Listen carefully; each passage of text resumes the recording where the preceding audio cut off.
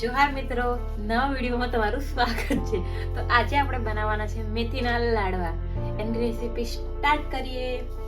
પહેલા આપણે ગેસ ચાલુ કરી દીધો છે. એમાં નાખીશું ઘી, ડબ્બાવાળું ઘી લીધું છે. તમારી જોડે જે ઓરિજિનલ દેશી ઘી મળતો હોય તે તમે વાપરી શકો છો. તો આપણે પહેલા નાખીશું ગુંદર અને એને તળી લઈએ.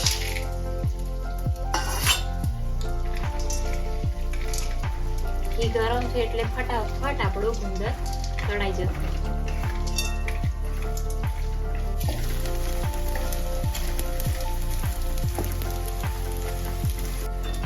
તો આપણો આ ગુંદર તળાઈને રેડી થઈ ગયો છે. તમે જોઈ શકો છો કેટલો મસ્ત ફૂલી ગયો છે. હવે એને આપણે કાઢી લઈએ. તો આપણે હવે એ જ ઘીમાં બદામને પણ થોડું રોસ્ટ કરી લઈશું. બદામ, કાજુ એન્ડ પિસ્તા. આવી રીતે રોસ્ટ કરવાથી કાજુ બદામ એકદમ સરળતાથી તૂટીને ભૂકો મસ્ત થઈ શકે છે અને થોડા કાચા પણ લાગતા નથી. એનો ટેસ્ટ મસ્ત એવો આવે છે. તો થોડું એને રોસ્ટ કરી લેવાનું છે. બદામ પણ આપણા રોસ્ટ થઈ ગયા છે. તો એને કાઢી લઈએ. થોડો કલર ચેન્જ કરવાનો છે, વધારે બાળી નહીં દેવાના. થોડા આપણે બધા એને આપણે કાજુ બદામ શેકી લીધા છે એ કાઢી લઈએ. હવે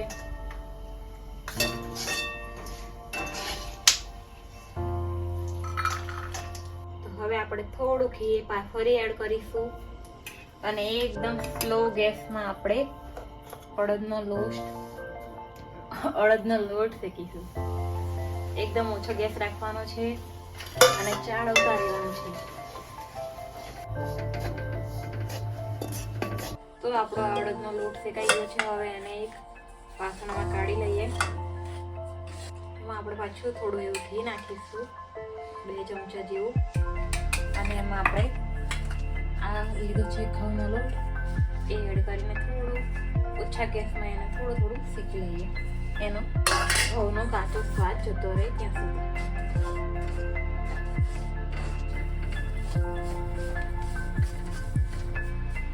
હવે આપણે એમાં નાખીશું થોડું જેવું નારિયેળનું ફૂંકાને શેકી લેવાનું છે. તો આપણે એને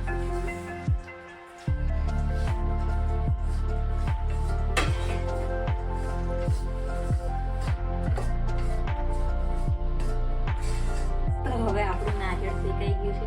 થોડો કલર પણ ચેન્જ થઈ ગયો, થોડું ફૂલી પણ ગયું છે. તો હવે એને આપણે એક ડીશમાં કાઢી લઈએ. વધારે નાખીને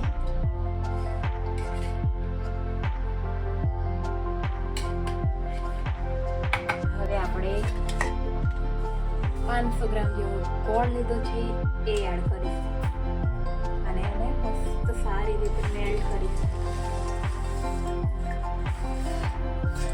આપણે ખાંડી લેવાનું. પણ એકદમ બારીક ભૂકો નહીં જોઈતો હોય તો આપણે પીસી લેવાનું, ખાંડી લેવાનું. અને તમને એકદમ મસ્ત અને સારી રીતે ભૂકો જોઈતો હોય તો આપણે પીસી લઈશું મિક્સર.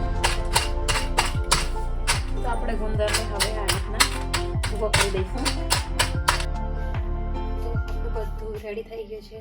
હવે આપણે બધાને મિક્સ કરવાનું છે. તો મેથીનો લોટ લીધો છે એ પહેલાં નાખીશું આપણે.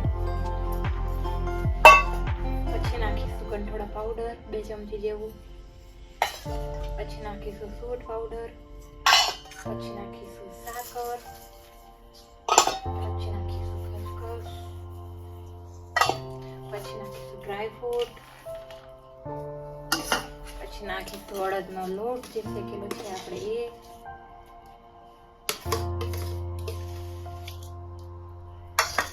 પછી ઘઉંનો લોટ,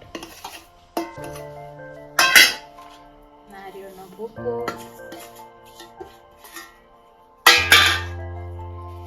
ગુંદર ક્રશ કરેલું છે એ ગુંદર નાખીશું.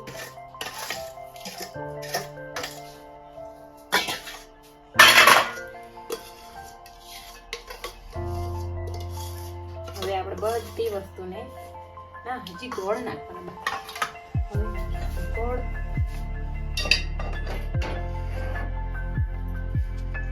અને હવે આપણે બધી વસ્તુને કરીશું મિક્સ. અને આપણે થોડું ફરીથી ઘી એડ કરીશું અને પછી એને મસ્ત હાથેથી થોડું ઠંડુ થઈ જાય એટલે મિક્સ કરી લઈએ. એકદમ સારી રીતે મિક્સ કરીને આપણે હવે લાડવા બનાવવાના છે. મિક્સર થોડું ઠંડુ થઈ ગયું છે. હવે આપણે એને મસ્ત ગોલ ગોલ એવા નાના નહીં મોટા નહીં એવા લાડવા બનાવીશું. આ લાડવા દરરોજ એક સવારે ખાવાથી હાડકાં મજબૂત થાય છે. ઠંડી ખાવાથી બહુ મજા આવે છે.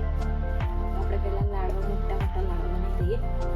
તો ગાઈસ આપણા હેલ્ધી અને મસ્ત અને ગોળ ગોળ લાડવા બનીને રેડી થઈ ગયા છે. તો હવે એન્જોય કરીશું લાડવાને રોજ સવારે એક ખાઈને. તો હવે ફરી મળીશું નેક્સ્ટ રેસીપી સાથે. Bye bye.